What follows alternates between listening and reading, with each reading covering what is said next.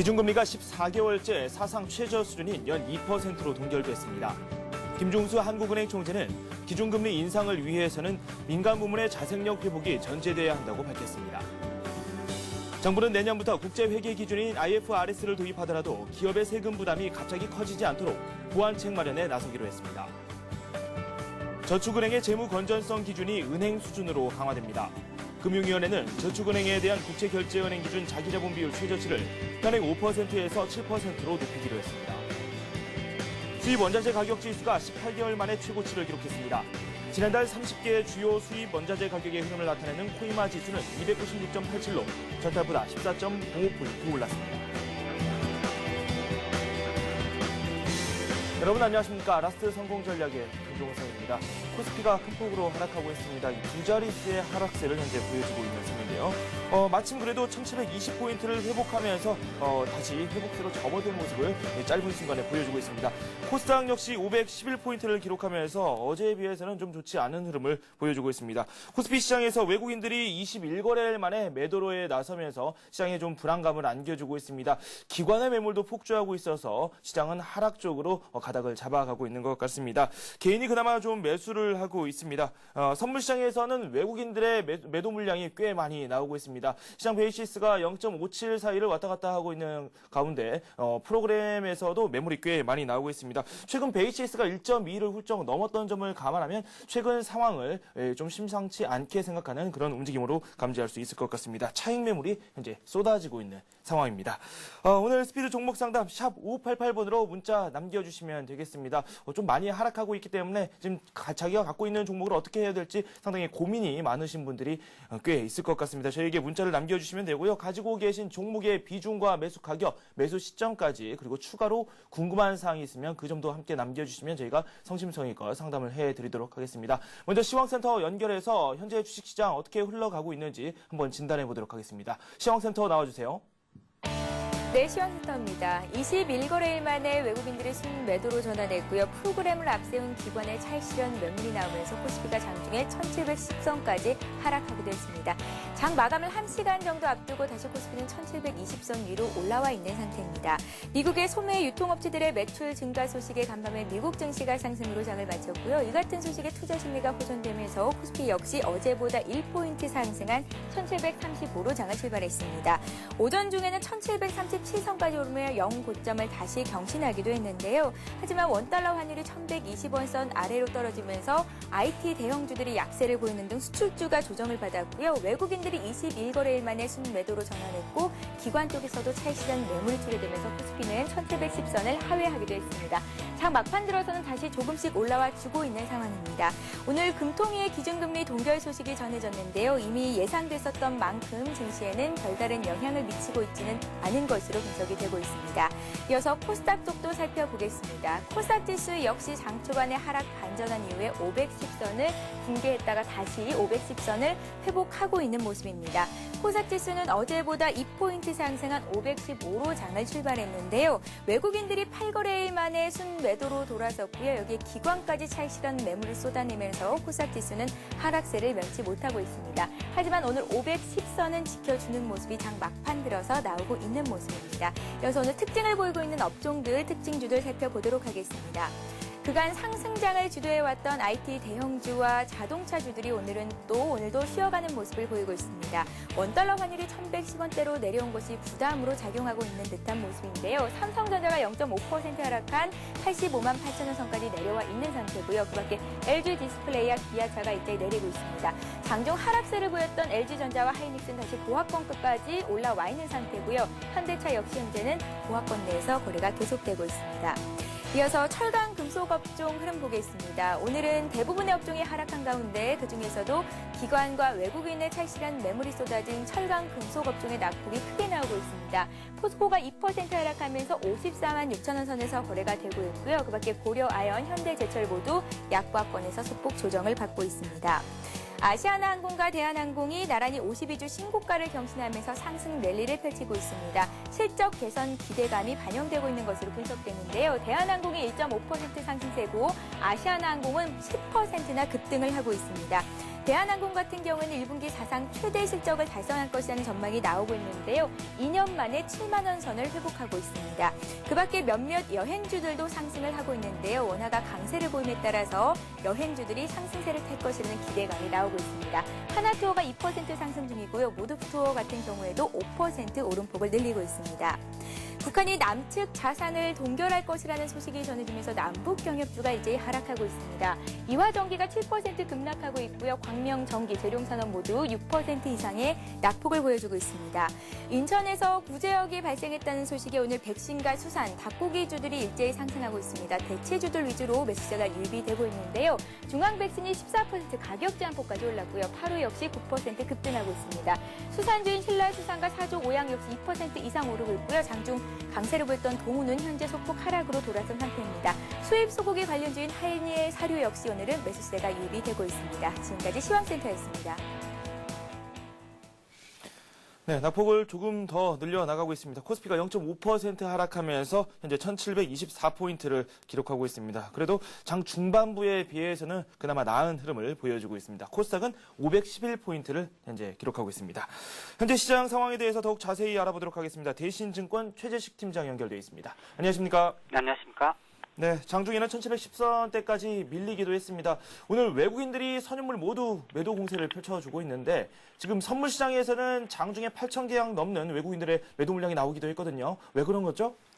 네, 일단은 어저께 옵션 만기일에 따른 이제 그 뒤호 폭풍이 오늘 나오는 것 같습니다. 그리고 전반적으로 유로존의 그리스발 플라시생이 부각이 된 모습이었었고요. 그러면서 프로그램 매도가 크게 증가했습니다. 오늘 국내 증시는 6일 연속 급등 후에 5일 이평선을 하향 돌파를 했는데요. 오늘은 현재는 낙폭이 많이 축소된 상태에 있습니다. 외국인들은 지난 3월달에 그 쿼드러플 리칭데이 이후에 아주 오랜만에 순매도세를 보여주고 있고요. 하지만 규모는 크지 않습니다. 개인의 이제 증시 조정에 따른 큰 폭의 매수를 보여주고 있습니다.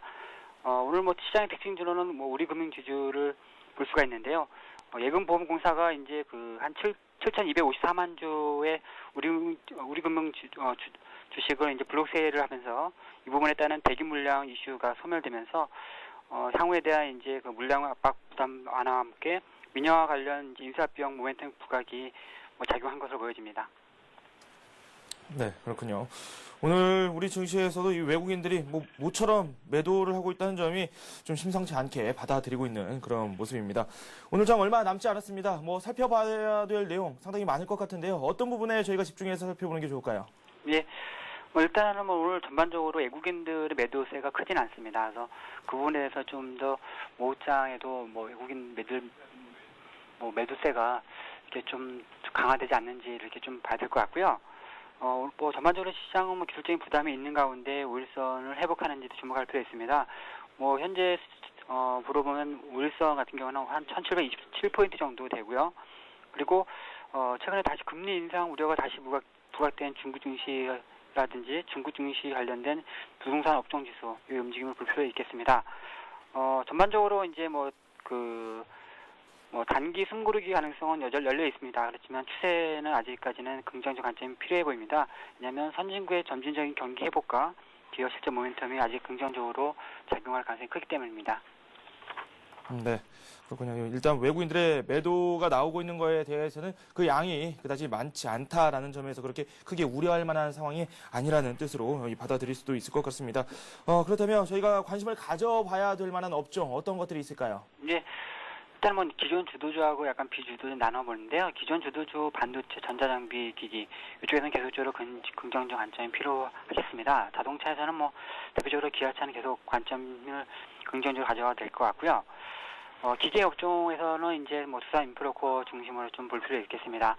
그리고 좀 큰 업종에서는 은행을 좀 볼 필요가 있는데요. 일단 오늘 우리금융 같은 경우가 민영화에 대한 이제 발판이 더 확실히 마련되면서 좀 이제 그리고 긍정을 보여지고요. 그리고 순이자 마진 3월달에 크게 급등을 했습니다. 그래서 그에 따른 이제 그 실적 개선 효과도 나올 가능성이 크고요. 은행 업종도 긍정적으로 볼 필요 있겠습니다. 그밖에 실적 호전주가 되고 있는 웅진코웨이, 글로비스, 모두투어, CJ CGV, CJ50편 이런 종목들도 실적 시즌에는 주목할 필요가 있을 것 같습니다. 네, 그렇죠. 실적 시즌이 또 다가온 만큼 실적 호전이 기대되는 그 종목들을 찾는 것도 저희가 한번 거쳐야 될 과정이 아닌가라는 생각이 듭니다. 또 말씀 고맙습니다. 감사합니다. 네, 지금까지 대신증권 투자전략부의 최재식 팀장과 함께했습니다.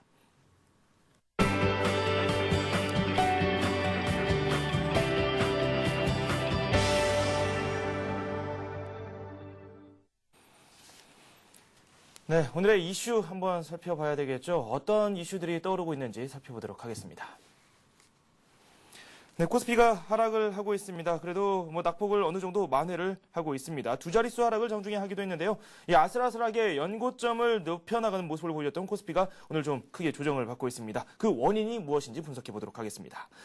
그리고 환율도 좀 많이 하락을 하고 있죠. 원화 강세가 이어지고 있는데 이에 따른 수출주 대응을 어떻게 꾸려나가야 될지 그 부분도 짚어보도록 하겠습니다. 다음 주 우리 증시에 큰 영향을 미칠 재료들 어떤 것들이 있는지도 한번 저희가 다뤄보도록 하겠습니다. 네, 하이투자증권 김영진 부장 연결돼 있습니다. 안녕하십니까? 안녕하십니까? 네, 오늘 우리 증시가 좀 모처럼 좀 조정을 받고 있습니다. 시황 자체가 좀 이슈라고 말씀드릴 수 있겠습니다. 어제 옵션 만기일인데도 불구하고 조정을 거치지 않았고 반대로 오늘 좀 조정을 거치고 있다는 점이 좀 눈에 띄고요. 환율에 대한 이야기를 또 안 할래야 안 할 수가 없거든요. 오늘 이슈들 한번 정리해 볼까요? 예, 먼저 시장 얘기 간단히 하죠. 어제 옵션 만기일에 한국 시장만 특히 오르는 그런 모습이 좀 유독 특징적이었다 이렇게 말씀을 하셨는데 그게 맞습니다. 어제 다른 시장 모두 다 내렸는데 아시아전 시장 모두 다 내렸는데 우리 시장만 옵션 만기일의 특징으로 오히려 올랐다. 이 점이 오늘 또 역으로 내리는 그런 모습이다. 이렇게 봐야 될 것 같습니다. 특별한 악재가 나온 건 아니다. 이렇게 봐야 되고요. 오늘 같은 경우 이제 외국인 현선물 모두 매도 전환을 하는 그런 모습인데 선물을 특히 강하게 팔면서 프로그램 매도가 출회되고 있기 때문에 매물 압력이 좀 높다 이렇게 볼 수가 있겠는데 사실 프로그램 매도도 그렇게 많지가 않습니다. 한 1,000억 정도 차익 거래로 나오는 건 한 1,000억 정도이기 때문에 큰 매물 압박이다 이렇게 보기도 힘든데 현물 주식을 사는 사람이 없기 때문에 매수 주체가 실종이 됐기 때문에 이런 현상이 나타나고 있다 이렇게 봐야 될 것 같습니다. 현물 주식을 외국인이 매도로 돌아섰다 이렇게 볼 상황이라고 보기에는 금액이 너무나 적습니다. 그렇기 때문에 매도한다기보다는 매수를 안 한다 이렇게 봐야 될 것 같습니다. 이렇게 매수 주체가 실종이 된 상태이기 때문에 시장이 좀 갑자기 급락을 하는 그런 모습을 보였었고 또 어제 말씀드린 재료들이 이제 시장에서 좀 악재성으로 반영되고 있다는 점도 참 고려할 필요가 있어 보이고요. 특히 원달러 환율 쪽 얘기가 시장에서 계속 거론되고 있다는 점, 이 점을 좀 참고해 볼 필요가 있어 보입니다. 네, 지금 마지막에 지금 환율에 대한 말씀도 해주셨습니다. 도대체 연저점이 어디까지 또 내려갈지 그 부분에 대해서 의문을 가지시는 분들이 있는데요. 이 환율주가 또 수출주에 대한 압박으로 또 작용이 되고 있죠. 예, 그렇습니다. 오늘 환율 하락이 시장에서 부담 요인으로 이제 거론되기 시작하는데요. 환율 흐름을 한번 살펴보면 2009년에 1,577.1원 그 고점을 기록하고 전 저점인 올해 1월 11월에 장중 저점 1,115원을 기록하는데요. 종가상으로 보면 물론 1,120.15원이었고요. 오늘 1,120원을 지금 깨고 내려간 상태이기 때문에 만약에 종가상으로 1,120원을 회복을 못하면 종가상으로는 이제 신저점이다 이렇게 봐야 되겠죠.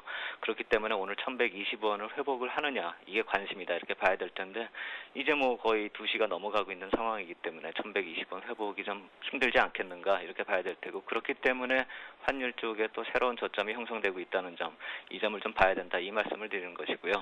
환율 상황만을 논하면 사실 이는 한국만의 문제가 아니죠. 이머징 마켓 통화가 전체적으로 강세입니다. 특히 어제 말씀드린 중국 위안화 절상이 이제는 가시가 되는 시점이기 때문에 한국 원화 절상만이 특별한 이슈다 이렇게 보기는 힘들어 보이고요.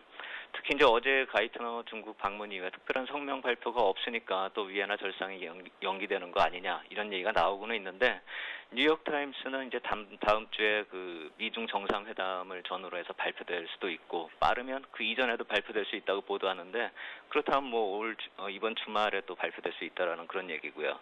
정황 상황으로 놓고 봐도 주말하고 다음 주 초 또 주 중반에 발표되는 중국 경제 지표 일정을 좀 감안을 하면은 위안화 절상이 임박했다 이렇게 보는 게 맞을 것 같습니다. 물가, 주택, 생산, 판매, 통화량 거의 모든 지표가 이번 주말부터 다음 주 중반까지 발표가 집중되어 있습니다. 중국 쪽이요. 그리고 중국뿐만이 아니라 아시아존의 통화 가치가 이번 주에 절상폭이 아주 큽니다. 대만이나 말레이시아나 싱가포르 다 비슷한 상황이거든요. 우리 시장만 뭐 유독 내린다 이렇게 볼 필요가 없어 보입니다. 우리 시장만 피해갈 방법은 없다고 보고 그 영향이 어느 정도 될지 이제 가늠해야 하는 것이 포인트다 이렇게 봐야 될 텐데요. 시장에서는 이제 한국 기업 수익성에 미치는 영향이 대체로 없다고 평가하고 원화절상이 될수록 이제 시장이 오른다고 주장하기도 하는데요. 그건 이제 원화절상 상황을 캐리 트레이드 자금의 유입으로 볼 때 가능한 얘기고요. 오늘같이 원화절상 상황에서 외국인 매수 약화를 해석할 방법은 적절치가 않은 방법이다 이렇게 봐야 되겠죠. 중기적으로 이제 긍정적으로 볼 수 있는 그런 관점에서 본다면 캐리 트레이드 여건 조성으로 외국인 자금의 지속적인 유입을 기대하는 그러한 관점에서는 긍정적이다 이렇게 볼 수는 있겠죠. 네, 그렇군요. 그래도 일단은 지금 현 상황을 놓고 봤을 때에는 이 수출주들 대응하는 전략을 짜가는 게 좀 어려운 것 같습니다. 실제로 주가도 좀 내려가고 있고요. 수출주에 대한 어떻게 하는 게 좋을까요? 예, 수출주 오늘 하락폭이 좀 큽니다. 대표적으로 뭐 삼성전자, 현대차 이런 종목들을 거론을 해야 될 텐데 종가로 오면 올수록 그나마 낙폭을 줄이고 있기 때문에 좀 안정적으로 또 다시 회복을 할 가능성이 있다 이렇게 봐야 될 것 같습니다. 환율과 이제 기업 이익을 좀 연관성을 놓고 본다면은요, 삼성경제연구소 올해 환율 전망치를 한번 살펴보면서 말씀드릴 필요가 있어 보입니다. 1분기에 평균 1,140원이고요. 2분기 평균이 1,120원 기록하고 그렇기 때문에 상반기는 1,130원이고요. 하반기가 평균 1,070원 기록할 것이다 이렇게 예상을 하고 있습니다. 그래서 연평균이 이제 1,100원 선 이렇게 예상을 하고 있는데요.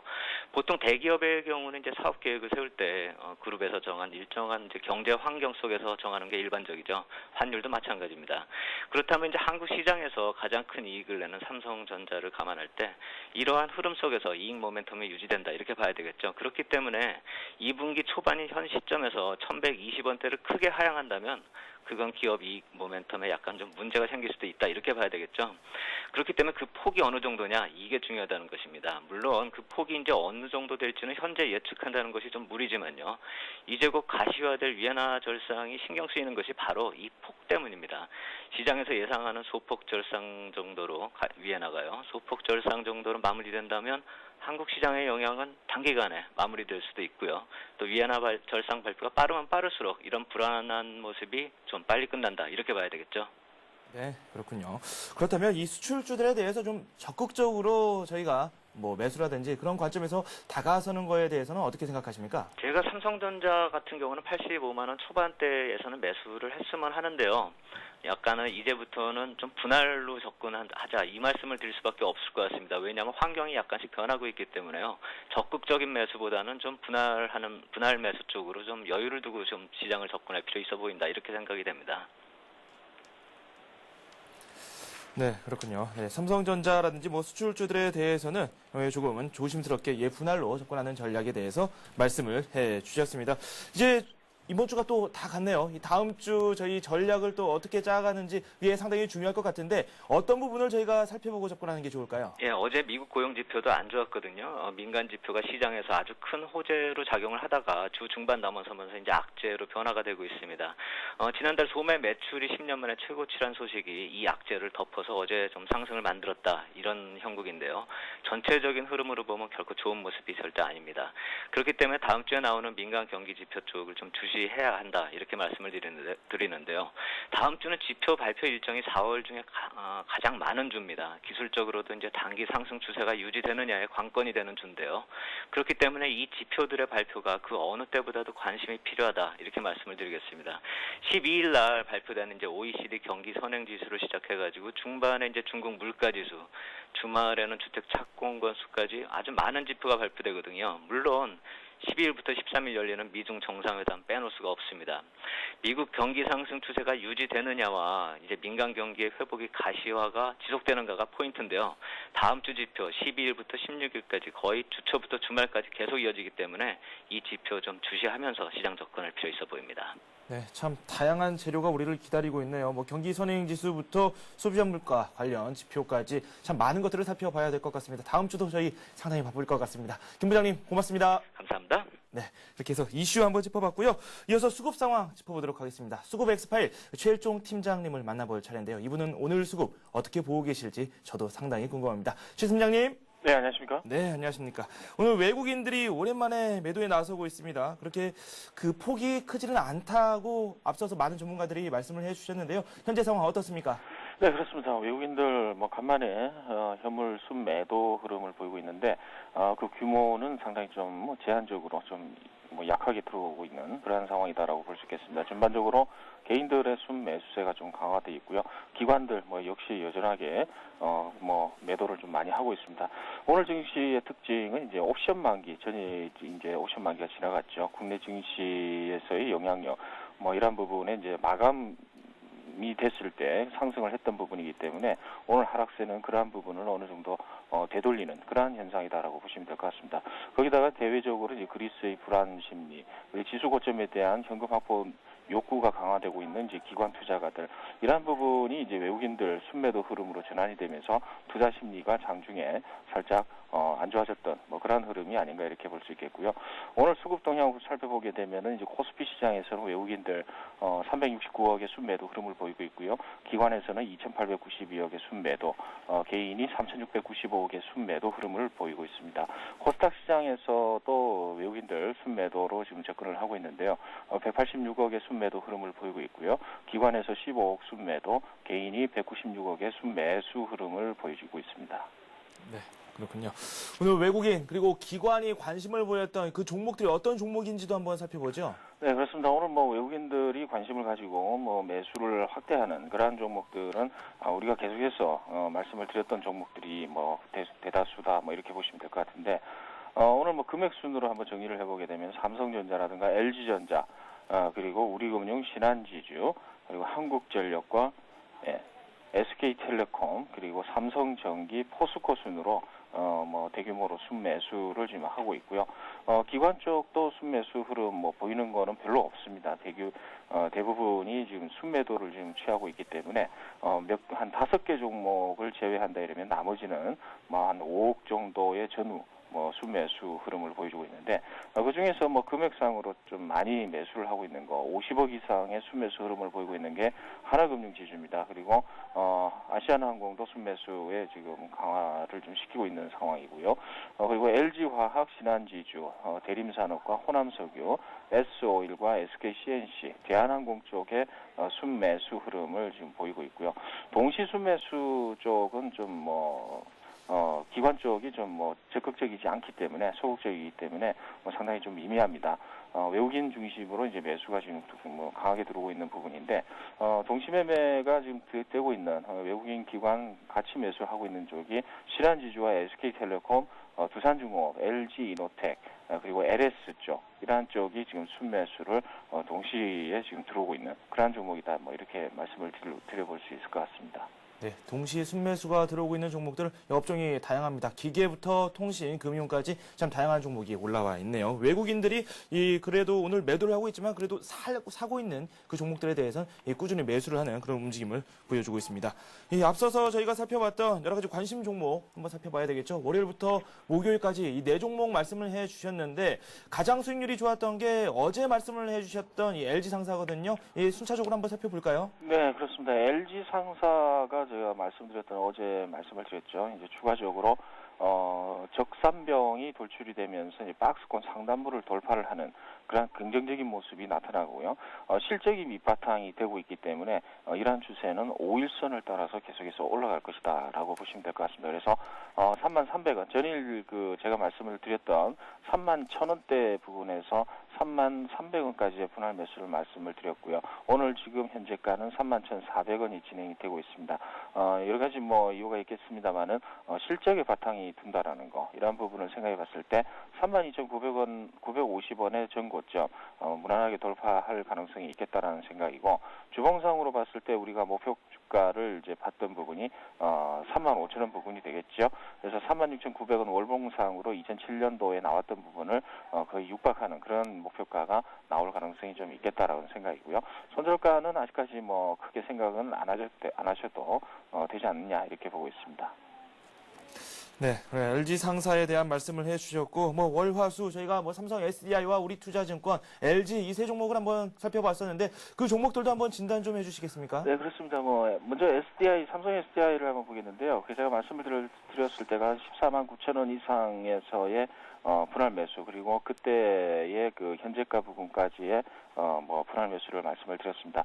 월요일 날 추천을 드렸던 부분인데 지금 현재 가격이 뭐 그렇게 크게 변동은 없습니다. 역시나 21선에 대한 하나의 이격 조정이 지금 시간 조정으로 다가오고 있다. 뭐 이렇게 보시면 될 것 같습니다. 오늘 음봉 자체가 조금 뭐 깁니다만은 종가는 조금 위로 올려주는 쪽으로 이렇게 봤을 때는 여전히 아직까지는 추세가 유지가 되고 있다. 이렇게 보시면 될 것 같습니다. 그래서 목표가 17만 원까지 계속해서 보시면 될 것 같고요.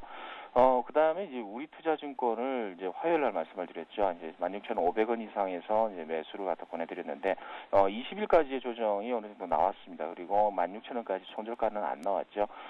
여전히 뭐 추세 진행 중입니다. 19,000원까지 일단 계속해서 홀딩하는 전략 필요하실 것 같고요.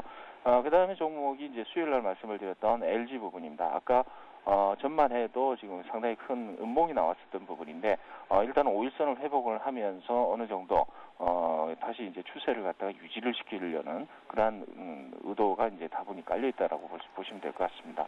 그래서 이 72,500원 정도 부분에서, 분할 매수 제가 말씀을 드렸는데요. 현 상황에서 이제 장대 양봉이 나올 때까지는 계속해서 보유하시는 걸로 이렇게 말씀을 드리겠고요. 손절가 71,500원 정도를 말씀을 드렸는데, 그 구간까지 내려온다면 손절을 하시고요. 그리고 목표가는 79,000원까지 말씀을 드렸기 때문에 그 부분까지는 일단 계속해서 보유하시는 걸로 이렇게 말씀을 드리도록 하겠습니다. 네, 일단은 월요일부터 어제까지 살펴봤던 이 네 종목 모두 다 보유 관점에 대해서 말씀을 해주셨고, LG가 좀 부진하긴 하는데 그래도 손절가는 아직 깨지는 않았습니다. 손절선 잘 지켜서 투자해 주시는 그런 지혜가 좀 필요할 것 같습니다. 팀장님, 오늘 도움 말씀 고맙습니다. 네, 감사합니다. 네, 수급 엑스파일 진행해봤습니다.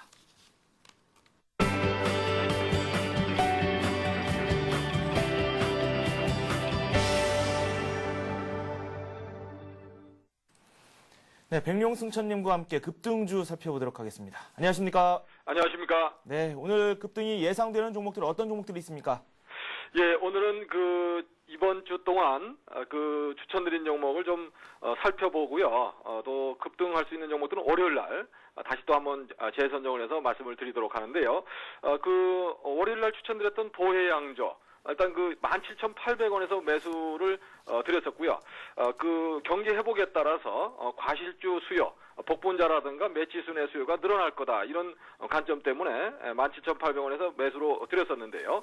1차 21,000원에 목표가를 제시해 드렸고, 다음날 바로 상한가 들어가는 흐름이 나왔기 때문에 2차 매도 목표를 23,000원을 제시해 드렸었는데요. 아쉽게 100원 차이로 22,900원으로 고점을 찍고 내려오는 그런 모습입니다. 일단 그래도 일단 목표가를 거의 달성했다고 보고요. 차익 실현을 한 것으로 말씀을 드리겠고요. 혹시 보유하고 계신 분이라면 아직까지도 상승 탄력은 살아있기 때문에 직전 고점인 22,900원에 돌파 여부를 살펴보시고 돌파하지 못할 시에는 단기간에 상승폭이 큰 만큼 매도로 대응하시라는 말씀을 드리겠고요. 그러나 실적이 호전 추세에 있기 때문에 추가적인 상승도 장기적으로는 나오지 않을까 그렇게 보고 있습니다. 그리고 이튿날 화요일 날 드렸던 아시아나 항공 방송 중에 한 5,800원. 그날 장중에 아주 강한 흐름이 나오면서 상한가에 들어가는 흐름에서 매수를 말씀을 드렸는데요. 바로 5,400원 목표치로 제시해드린 가격을 도달을 했고요. 오늘 거의 또 5,800원까지 올라오는 흐름이 나왔는데 차익 실현한 거로 일단 말씀을 드리고요. 특히 아시아나 항공 같은 경우는 1, 4분기에 사상 최대 실적이 기대된다. 이런 전망이 되면서 급등 흐름을 이어가고 있고요.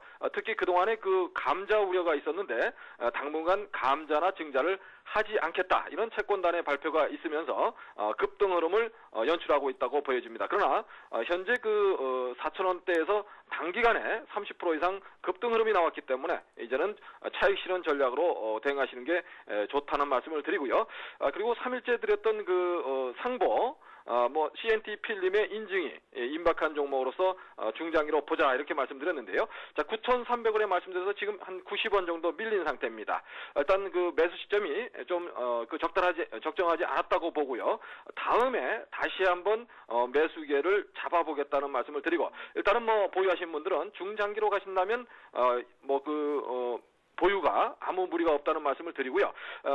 그 지지 라인을 9,000원을 제시를 해드렸었는데 9,000원의 지지만 된다면 뭐 좀 쭉 밀고 가셔도 되지 않을까 생각되고, 다만 강하게 박스권을 돌파하는 흐름이 나올 때가 적극적인 매수로 대응할 때라는 말씀을 드릴 수 있겠습니다.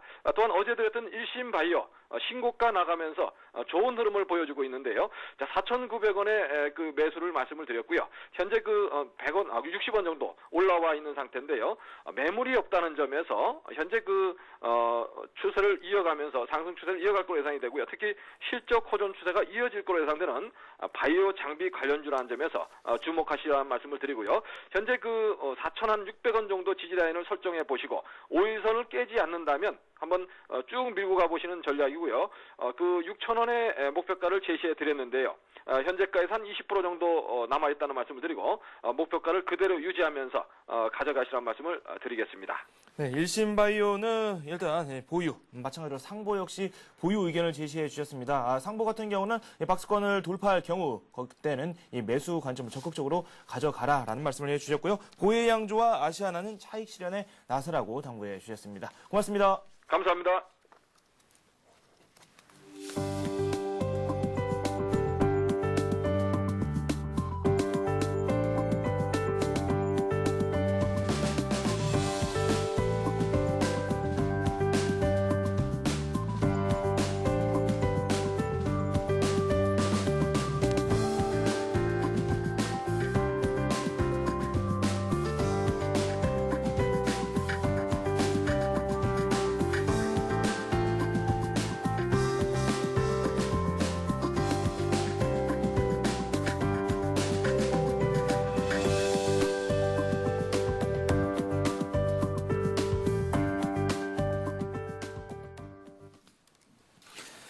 네, 스피드 종목 상담 이어가도록 하겠습니다. 샵 5588번으로 여러분 문자 남겨주시면 되는데요. 벌써부터 문자가 꽤 많이 들어오고 있습니다. 저희에게 여러 가지 정보를 함께 같이 주시면 더 좋습니다. 매수 시점, 그리고 또 추가로 궁금한 사항 있으시면 그 부분까지 상세하게 남겨주시면 저희가 속속들이 다 파헤쳐 드리도록 하겠습니다. 오늘 저와 함께 해주실 분 소개해 드리도록 하겠습니다. 동양종금증권 영업부의 권영문 과장과 함께 하겠습니다. 안녕하십니까? 네, 안녕하십니까? 네, 종목 굉장히 많이 들어오고 있거든요. 저희가 빨리 진행을 해보도록 하죠. 521님께서 올려주셨습니다. KB금융에 대해서 질문을 해주셨는데요. 53,260원에 매수를 하셨다고 합니다. 별도의 비중은 명시를 해주시진 않았는데 다음부터 비중도 함께 남겨주시기 바랍니다. KB금융 어떻게 할까요? 네, 최근에 외환은행 인수 가능성이 좀 낮아졌다 이런 얘기가 나오면서 이제 좀 하락세를 보였는데요. 차트 한번 보시면요.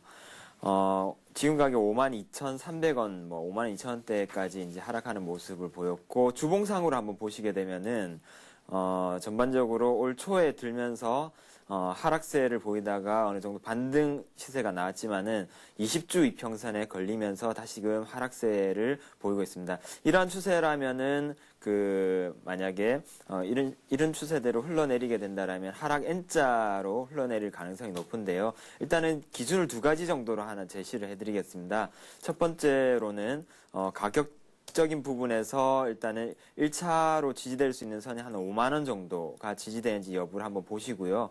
5만 원 정도가 깨진다라면 일부 비중을 줄이는 걸로 대응을 하시라는 말씀을 드리고 싶고요. 또 2차 지지선으로 45,500원 정도. 저번에 2월 달에 만들어졌었던 저점이었죠. 이 가격이 깨진다라면은 나머지 절반 가지고 있던 물량도 던지시는 게 낫겠다라고 말씀을 드리겠습니다. 네, KB금융에 대해서 말씀을 들어봤고요. SK텔레콤에 대해서 질문 올려주신 분이 계십니다. 3523님께서 올려주셨고요. 20만 원에 매수를 하셨고 비중이 30% 현재 가지고 계십니다.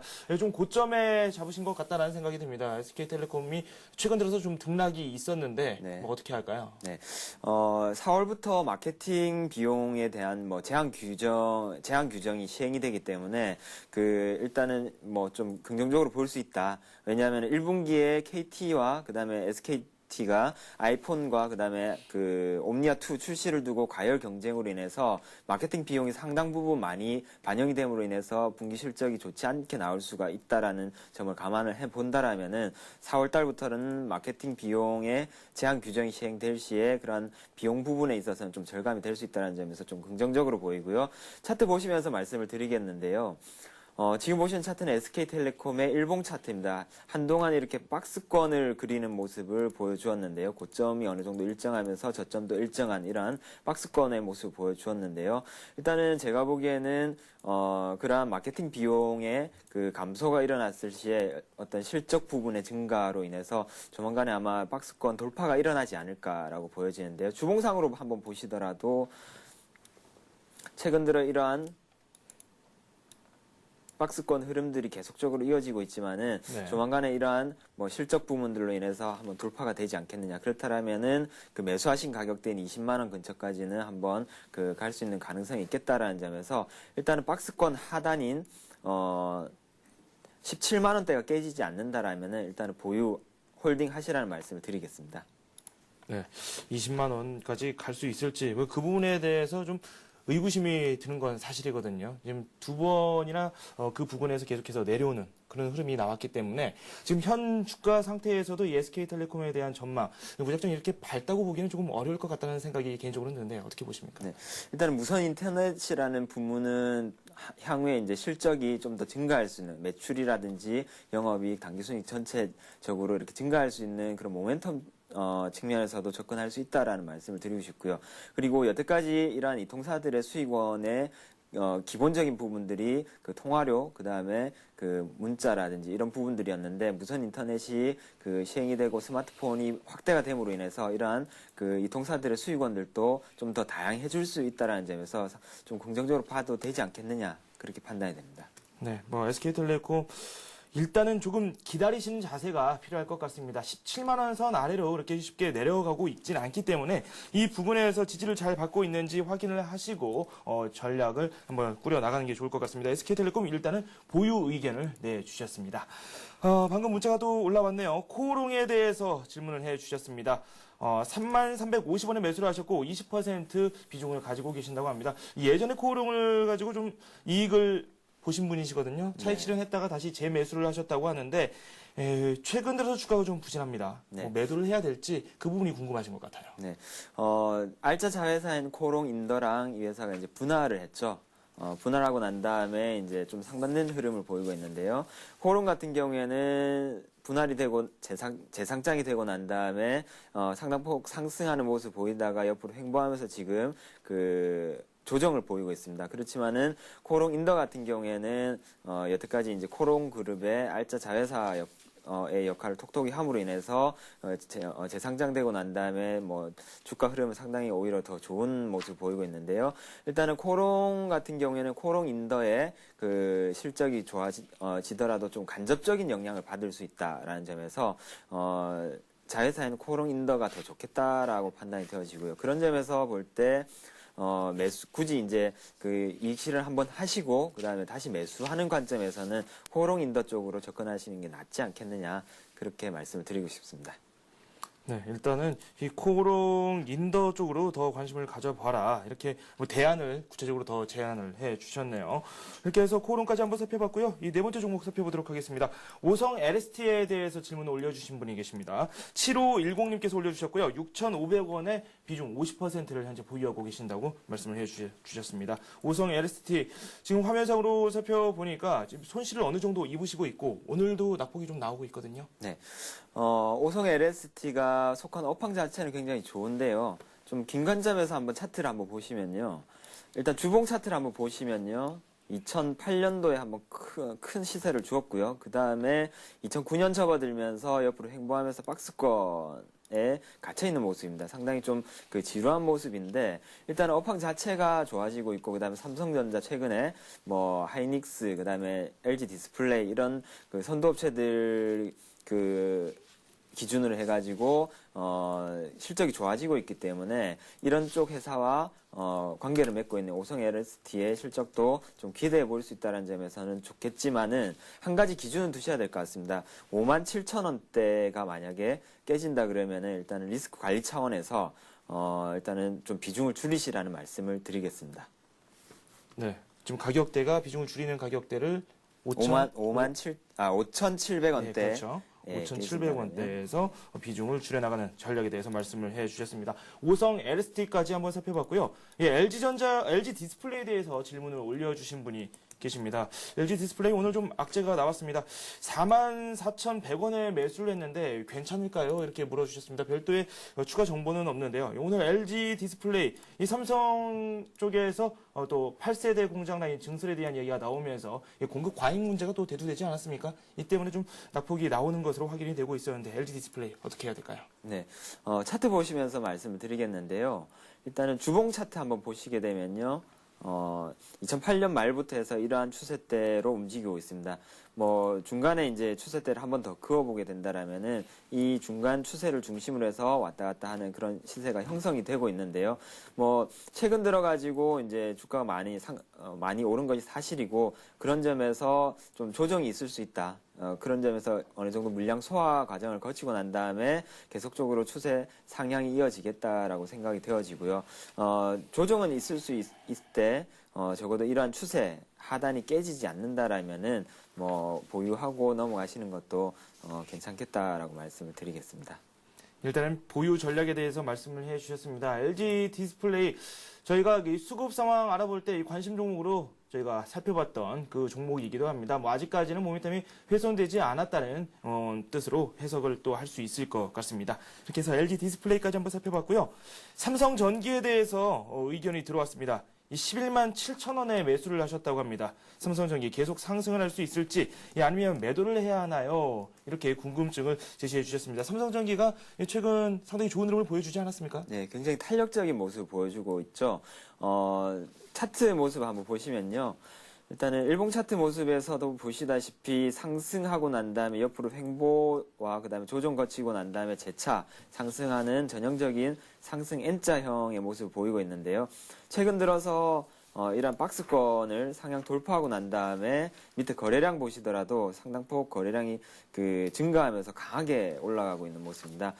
최근에 뭐 IT 경기 상승과 그다음 맞물려 가지고 이렇게 실적 증가와 뭐 기관의 매수세, 그다음에 외국인들 매수세라는 수급이라는 그런 세 박자의 요소가 다 갖춰진 그런 종목이라 볼 수 있을 거고요. 적어도 이렇게 올라온 만큼 그리고 횡보한 만큼 갈 수 있다라는 점에서 아직까지도 상승의 초입이지 않겠느냐. 그래서 지속적으로 보유하셔서 수익을 좀 극대화하시는 전략이 바람직해 보입니다. 네, 이 삼성전기 조금 더 올라갈 수도 있다라는 말씀을 해주시는데 그렇다면 지금 현 가격대에서 뭐 추가적으로 매수를 한다든지 그런 전략에 대해서는 어떻게 생각하십니까? 일단은 분할 매수로 대응하는 게 좋을 것 같다고 생각이 되는데요. 네.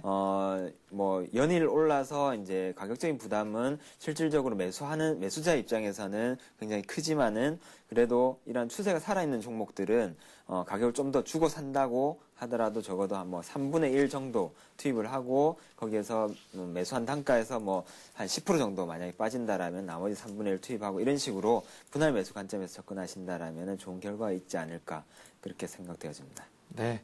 1969님, 이 삼성전기를 11만 7천 원에 매수를 하셨는데 지금 수익권에 들어가 있는 상황입니다. 오늘 주가 흐름 자체도 상당히 좋고요. 계속해서 쥐고 가시는 그 전략에 대해서 언급을 해 주셨습니다. 삼성전기 저희가 살펴봤습니다. 5972님께서 올려주셨습니다. 신화인터텍에 대해서 질문을 해주셨는데요. 15,200원에 매수를 하셨고 비중을 50% 비중을 가지고 계신다고 합니다. 오늘 좀 탄력적인 상승 추세가 나왔습니다. 신화인터텍 진단 좀 부탁드릴까요? 네, 차트 바로 보시면요. 어느 정도 이렇게 고점이 낮아지고 있고 그다음에 저점이 이렇게 높아지는 이런 수렴 형태를 최근에 보였었는데요. 약간 아쉬운 점은 그러한 수렴을 거치고 난 다음에 방향을 아래쪽으로 잡았다라는 것입니다. 이러한 방향을 아래쪽으로 잡았다라는 게 페일러의 실패 모양이 되려면은 이걸 강하게 치고 올라가는 모습이 흐름이 나와줘야 되는데요. 일단은 업황 자체는 이 회사가 IT 쪽에 속해 있는 업황에 속해 있기 때문에 긍정적이다. 그리고 실적적인 측면에서도 최근에 나온 실적들 확인해 본다라면은 상당히 좋다라는 점에서 조만간 이러한 위로 올리는 그런 흐름이 나오지 않을까 그렇게 기대되어지고요. 이 회사가 LCD용 광학 필름을 만드는 부분에 또 성장성이 있습니다. 그래서 그런 부분들도 주목해 봐야 되지 않을까. 그리고 지난해 말에 삼성전자를 대상으로 해서 300억 규모로 BW를 발행을 했습니다. 이 회사가 삼성전자랑 거래하는 규모가 큰데요. 그런 것들을 감안을 해볼 때도 앞으로의 그런 시세 상승을 예고할 수 있는 그런 대목이 아닌가 그렇게 보아집니다. 네, 오늘 좀 탄력적인 반응이 나왔습니다. 뭐 매수가 근처라고 보셔도 무방할 것 같은데요. 그래도 아직까지는 손실이 좀 있으시지만 조금 더 탄력적으로 주가가 오를 수 있는 그런 종목이다라는 평가를 내려주셨습니다. 신화인터텍에 대해서는 보유 의견을 제시해 주셨습니다. 지금 막 종목이 한 종목 더 올라와 있네요. 현대증권을 매수를 하셨다고 3748님께서 말씀을 해 주셨습니다. 이 31,500원에 매수를 하셨는데 비중이 10%입니다. 이번에 매수를 하신 게 아니라 이제 보유 기간이 한 2년 정도 된다고 이렇게 말씀을 해주고 계시거든요. 오늘 현대증권, 증권주 자체가 좀 불안한 움직임을 보였습니다. 현대증권 어떻습니까? 네, 전체 시장 상황과 같이 봐야 될 텐데요. 증권주 같은 경우 특히나 이제 거래 대금 증가가 그 동반이 되느냐, 또 거래량 증가가 동반이 되느냐와 그 맞물려 보셔야 될 텐데요. 그런 점에서 종합주가지수 차트를 한번 보시면요, 종합주가지수 차트가 최근에 이제 그 정고점 부근을 돌파하려는 그런 시도에 나서게 됨으로써 이제 증권주들이 좀 단기적으로 이렇게 좀 움직이는 모습을 보여주었습니다. 두 번의 고점이었던 1730대 정도를 그 살짝 이렇게 그 돌파되는 그런 모습 보여줌으로 인해서 이제 좀 증권주에 대해서 기대를 갖게도 만들었었는데요. 거래량 한번 보시면은 지금 거래량이 동반이 되지 않고 있는 모습입니다. 적어도 두 번의 고점을 넘기 위해서는 거래량과 그다음에 거래 대금의 증가가 동반이 되어야 가능하겠다라는 점에서 그 이러한 거래 대금과 거래량의 증가, 그리고 그 두 번의 이 전체 시장의 코스피 지수의 그 두 번 고점, 쌍 고점을 돌파되는지 여부를 확인해 보시고, 그 증권주들 같은 경우에 접근하셔야 되겠다라는 말씀을 드리고 싶고요. 좀 오랫동안 보유를 하셨는데요. 현대증권 같은 경우에는 기본적으로 뭐 그 리테일 영업 부문에 상당히 강점이 있는 회사고, 그렇기 때문에 그 앞서 말씀드렸다시피 그러한 거래 대금, 거래량, 그리고 지수가 정고점을 돌파하는지 그 여부를 보시고 향후에 더 상승할 수 있는지를 판가름해 보시기 바랍니다. 일단은 그래도 손실이 있으시고 현재 가격이 매수하신 가격의 한 절반 정도 뭐 그 아래로 내려와 있다라고 말씀을 드릴 수 있을 것 같은데, 비중이 한 10% 정도 되지만 그래도 손실을 입었다는 것 자체에 좀 불쾌하실 수도 있을 것 같거든요. 네. 수익을 회복할 수 있는 방법에 대해서 저희가 제시를 해드릴 수 있는 그런 내용도 말씀드릴 수 있을 것 같은데, 뭐 추가적으로 매수를 한다든지 뭐 그 부분에 대해서는 어떻게 생각하십니까? 추가적으로 매수하는 거는 최근에 이제 뭐 지수가 오르게 되면서 이제 주가도 많이 오른 부분이 있습니다. 그래서 어느 정도 적어도 뭐 한 13,000원 정도 초반대 정도에 된다라면은 그때 좀 더 싸게 추가로 이렇게 매수하시기를 권해드리고 싶고요. 그리고 오히려 종합주가지수가 정고점을 넘을 때 좀 가격을 더 주고 산다 손 치더라도 그때 오히려 더 추가를 매수하시는 게 좀 덜 기다리면서 효과적으로 대응할 수 있는 방법이 아닌가라고 판단되어집니다. 네, 전고점을 돌파할 수 있을지 여부를 잘 체크해보고 뭐 추가 매수도 한번 나설 수 있는 기회가 있을 것이다 라는 뜻으로 해석을 받아들이도록 하겠습니다. 현대증권 한번 살펴봤고요. 그리고 1494님께서 올려주셨죠. 유비케어에 대한 진단해드리도록 하겠습니다. 3,050원에 매수를 하셨고 비중이 좀 많습니다. 70% 비중을 가지고 계시는데요. 유비케어 같은 경우는 좀 이분 손실이 있으시거든요. 오늘 상승이 어느 정도 나오고 있긴 하지만 그래도 역시 수익권이 아닌 이 손절권에 좀 접어들지 않았나라는 생각도 듭니다. 손절을 해야 될지 아니면 계속해서 보유를 해야 될지 그 점이 좀 궁금하신 것 같거든요. 네, 일단 결론적으로 말씀드리자면은 일단은 두 가지를 말씀을 드리고 싶은데요. 손절가는 2,600원 정도를 한번 제시를 해드리겠습니다. 얼마 전에 크게 좀 아래 꼴이 나왔던 부분인데요. 일단은 이 부분이 지켜진다라면은 홀딩 하시라는 말씀을 드리겠고, 목표가는 뭐 한 3,500원 정도를 제시를 해드리겠습니다. 이 정도까지는 일단은 터닝이 된다라면은 보유를 하셔도 괜찮을 것 같고요. 그리고 올해 초 들면서 이게 그 지식경제부에서 IT 기술과 그다음에 의료를 접목시켜서 뭐 그 헬스케어 이런 뭐 성장 방안 뭐 이런 것들을 내놓으면서 상당폭 시세를 주었는 게 사실인데요. 뭐 조정폭은 상당히 양호한 것 같습니다. 그래서 제가 말씀드렸던 3,500원과 2,500원 거기에 그 두 가지를 기준으로 놓고 대응을 하시면은 좋겠습니다. 구체적으로 이 가격대도 제시를 해주셨습니다. 뭐 이 방식대로 한번 주식을 가져가 보시는 것도 나쁘지 않을 것 같습니다. 하지만 비중이 좀 많은 것 같은데요. 평소에 비중 관리를 좀 잘 해주시기 바랍니다. 70%좀 많습니다. 30% 이내로 모든 종목을 꾸려 나가시는 게 좀 필요하지 않을까라는 생각이 듭니다. 이렇게 해서 스피드 종목 상담 다 마치도록 하고요. 관심 종목 한번 들어보도록 하겠습니다. 어떤 종목입니까? 네, 오늘은 동진세미캠이라는 종목을 가지고 왔는데요. 크게 세 가지 부분에서 이렇게 제가 좋게 봤습니다. 반도체, 그 다음에 LCD 업황 호재에 따라서 이제 수혜를 볼 수 있다라는 점이고요. 두 번째로는 그 발포제 부문이 세계 시장 점유율이 1위입니다. 35% 정도 차지를 하고 있고요. 그리고 그 얼마 전에 지경부에서 기술 개발 사업에 뭐 연료 감응형 태양광 전지 부문에서 정부가 지원을 하겠다. 그래서 이런 부분들이 향후에 상승의 모멘텀이 될 수 있겠다라는 점에서 매수하시라는 말씀을 드리고 싶고요.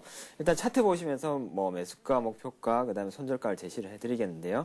매수가 같은 경우에는 일단은 5,400원 정도까지 내려온다라면은 매수하셔도 괜찮겠다는 말씀을 드리겠고요. 그리고 목표가는 주봉으로 한번 보시면은 월봉으로 한번 보시죠. 월봉에서 보시면은 7,000원 정도까지는 상승의 여력이 있겠다라고 보아지고요. 그 다음에 손절가로는 5,200원 정도를 제시를 해드리겠습니다. 일단 뭐 차트상에서 한 10년 동안 그 옆으로 그 박스권을 그려왔던 것을 최근 들어서 이 레벨을 넘었기 때문에 또 회사 자체가 어떤 실적 부문이라든지 어떤 상승 모멘텀 부문에서 큰 변화가 있다라고 판단되어집니다. 그런 점에서 그 뭐 매수를 하셔야 된다라고 말씀을 드리겠습니다.